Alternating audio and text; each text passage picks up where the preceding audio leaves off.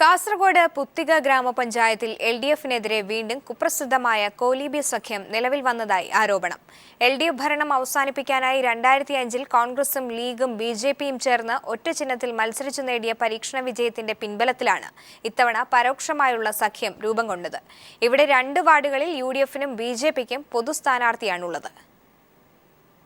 AKGയുടെ നേതൃത്വത്തിൽ നടന്ന കർഷക പോരാട്ടങ്ങളുടെ ഫലമായി കമ്മ്യൂണിസ്റ്റ് കർഷക പ്രസ്ഥാനം ശക്തമായ മണ്ണാണ് തുളുനാടിന്റെ ഭാഗമായ പുത്തികയെ. കാസർഗോഡ് ജില്ലയിൽ മുസ്ലിം ജനവിഭാഗം കൂടുതലായി കമ്മ്യൂണിസ്റ്റ് പ്രസ്ഥാനത്തിൽ അണിനിരന്നിട്ടുള്ള പുത്തികയിൽ LDFനെ ഭരണത്തിൽ നിന്ന് പുറത്താക്കാനായാണ് 2005-ൽ കോലീബി പരീക്ഷണം അരങ്ങേറിയത്.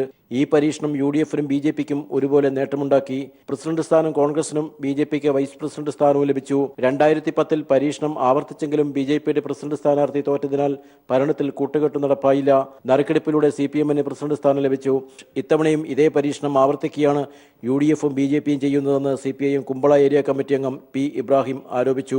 ദേരെടുക്കുകയും അതുപോലെ തന്നെ വാടൂർ 2 വാർഡ് LDFന് നല്ല സ്വാധീനമുള്ള വാടൂർ വാർഡടക്കം അവിടെ ഇപ്പോഴും തെരഞ്ഞെടുപ്പിന് കോലീബി തന്നെയാണ്.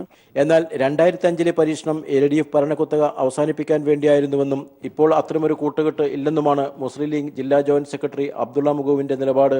2005-ന്റെ കഥ ഒരു പഞ്ചായത്ത് കുറെ കാലം ഒരേ മുന്നണി ഭരിക്കുന്നതുകൊണ്ട് അതിനെ മറികടക്കാൻ വേണ്ടിയിട്ടുള്ള ഒരു UDF ഒരു സ്വതന്ത്ര സ്ഥാനാർത്ഥികളെ ഞങ്ങൾ മത്സരിച്ചെന്നല്ലാതെ BJP ആയിട്ടുള്ള ഒരു സഖ്യം ഉണ്ടായിട്ടില്ല. ബാഡൂർ, ദേറെടുക്ക വാർഡുകളിൽ BJPക്കും UDFനും ഇത്തവണ പൊതു സ്ഥാനാർത്ഥിയാണ് മത്സരിക്കുന്നതെന്നും മറ്റു വാർഡുകളിൽ അഡ്ജസ്റ്റ്മെന്റ് മത്സരമാണ് നടക്കുന്നതെന്നും LDF ആരോപിക്കുന്നു.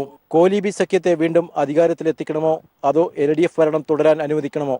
ഇതാണ് പുത്തികയിലെ ജനങ്ങൾക്ക് മുമ്പിൽ ഈ തെരഞ്ഞെടുപ്പിൽ ഉയരുന്ന ചോദ്യം. ക്യാമറാമാൻ ഷൈജു ബിലാത്രയ്ക്കൊപ്പം സണ്ണി ജോസഫ്.